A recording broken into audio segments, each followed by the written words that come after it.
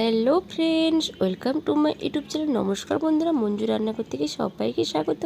তো বন্ধুরা, আজকে আমি আপনাদের কাছে একটি ভিডিও নিয়ে হাজির হয়েছি। ভিডিও হলো মৌরি পটল। তো মৌরি বন্ধুরা শরীরের পক্ষে খুবই ভালো, স্বাস্থ্যকর, শরীর ঠান্ডা রাখবে। যা গরম পড়েছে, এতে মৌরি পটল খেলে কোনো শরীরে অসুবিধা হবে না। তো বন্ধুরা, আমার পুরো ভিডিওটি আপনারা দেখবেন, মাঝখানে স্কিপ করবেন না। আমার পুরো ভিডিওটি দেখার জন্য আপনাদের কাছে অনুরোধ রইল। আর আমার চ্যানেলে নতুন শো, তাহলে চ্যানেলটি সাবস্ক্রাইব করার অনুরোধ রইল। লাইক, কমেন্ট, শেয়ার করতে বন্ধুরা ভুলবেন না। আপনাদের একটি লাইক, একটি সাবস্ক্রাইব আমার কাছে অনেক অনেক মূল্যবান। আপনারা আমার পাশে থাকুন, সঙ্গে থাকুন। তো বন্ধুরা, বেশি কথা না বাড়িয়ে ভিডিওটি স্টার্ট করা যাক। বন্ধুরা, মৌরি পটলের জন্য প্রথম আমি পটলটা রেডি করে নেব। তো দেখুন, আমি এইভাবে পটলের গা থেকে এই ছালগুলো একবারে ছুরি দিয়ে ছাড়াচ্ছি না, আমি শুধু ঘষে দিচ্ছি। এবার আপনারা যদি মনে করেন যে ছালগুলো তুলে দেবেন, অল্প অল্প করে তুলে দেবেন, না তুললেও কোনো অসুবিধে নেই। মৌরি পটলের এই রকম আঁশগুলো তুলে দিলেই হয়ে যাবে।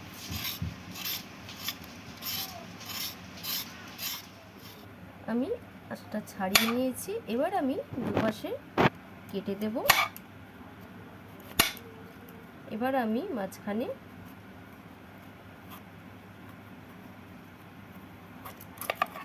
এভাবে সবগুলো কেটে নেব। দিয়ে জল দিয়ে ভালো করে ধুয়ে জলটাকে শুকনো করে নেব।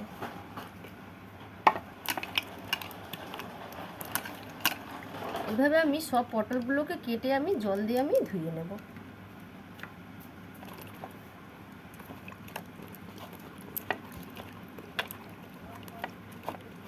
গুলোকে 3-4 বার করে ধুয়ে নিয়েছি। এবার এর মধ্যে মাখিয়ে দেব লবণ, স্বাদ অনুযায়ী দিয়ে দিচ্ছি লবণ, আর একটু দিয়ে দেব হলুদ।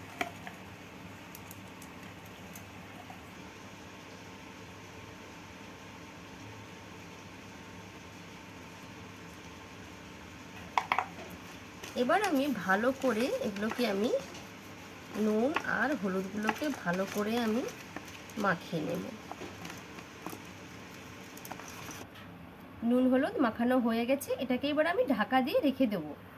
বন্ধুরা, ইন্ডাকশানে দেখুন, আজকে ভিডিওটা কিন্তু ইন্ডাকশানে করছি। ইন্ডাকশানে ফ্রাই প্যান একটা বসিয়ে দিয়েছি।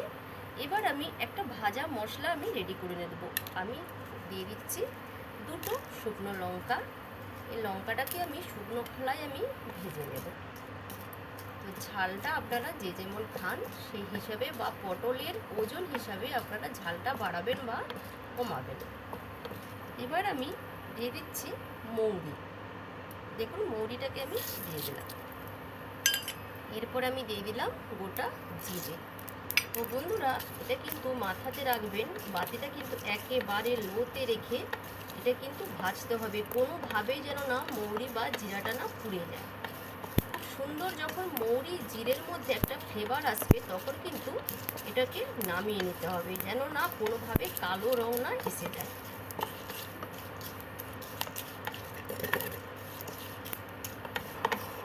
বন্ধুরা, জিরে আর মৌরি থেকে খুব সুন্দর মিষ্টি একটা গন্ধ বেরিয়েছে।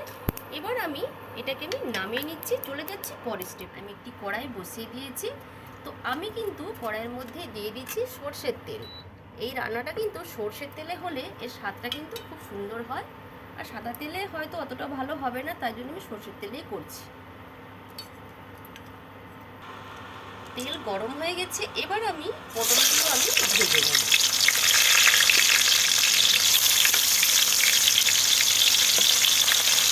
ওজনে নিয়েছি 500 গ্রাম পটল।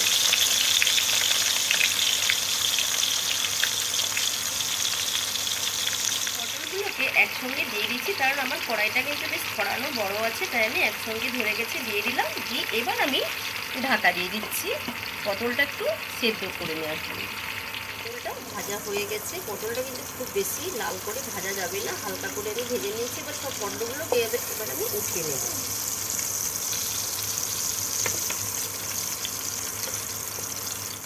তেলের মধ্যে দিয়ে দিচ্ছি আর একটু সরষের তেল। এবার দিয়ে দেবো একটি তেজপাতা, আর একটি দারচিনিকে আমি টুকরো করে নিয়েছি দেখুন। আর দিচ্ছি এলাচকে, আমি দুটো এলাচকে মুখটা ফাটিয়ে থেতো করে রেখেছিলাম, সেটাকে আমি দিয়ে দিলাম। এবার আমি দিয়ে দেবো একটু জিরে, সাদা জিরে একটু আমি তেলের মধ্যে দিয়ে দিলাম।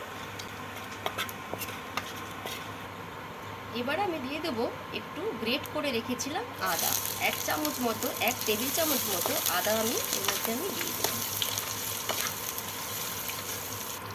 বাতিটা কিন্তু একেবারে লো ফ্লেমে রাখতে হবে, কোনোভাবে যেন না মশলা না পুড়ে যায়। এবার আমি ভেজে আর জিরে আর হাফ দিয়ে দিলাম, দেখুন হাফটা আমি রেখে দিচ্ছি, হাফটা আমি এর সঙ্গে পরে আমি অ্যাড করব। আমি একটু দিয়ে দেব জল, যাতে কোনোভাবে মশলাটা না লেগে যায়। আমি একটু জল দিয়ে দিলাম। এরপর আমি এর মধ্যে কিছু ভাজা মশলা আমি অ্যাড করব, সরি ভাজা মশলা না, মানে গুঁড়ো মশলা। এবার আমি দিয়ে দিলাম স্বাদ অনুযায়ী হলুদ, আর দিয়ে দিলাম কাশ্মীরি লঙ্কা কালারের জন্য।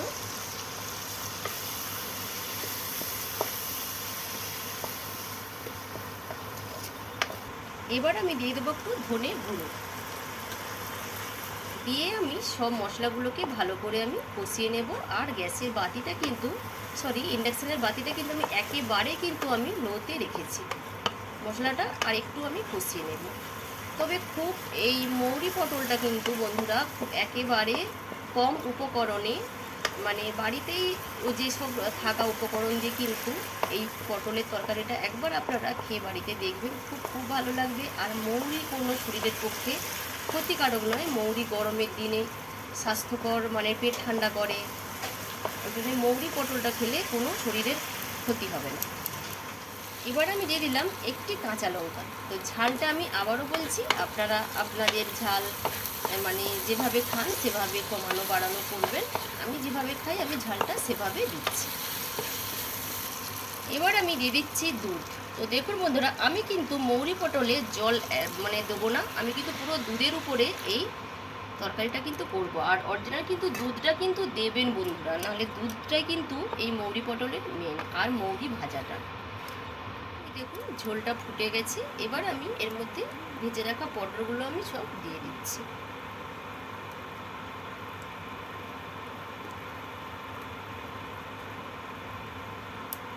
পটল ভাজার সময় আমি নুন হলুদ মাখিয়ে রেখেছিলাম। এবার আমি দিয়ে দিচ্ছি আমি স্বাদ অনুযায়ী লবণ,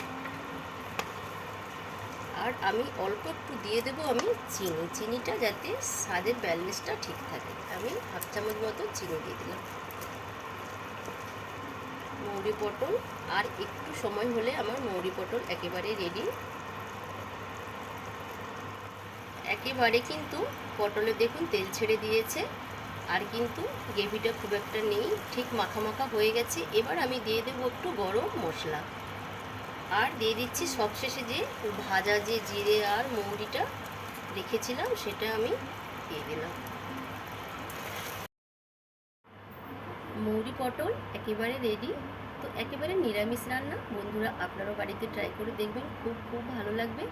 আজকের মতো এখানে ভিডিওটি শেষ করছি। আবার আপনাদের কাছে নতুন ভিডিওটি নিয়ে দেখা হবে। ভালো থাকুন, সুস্থ থাকুন, টাটা।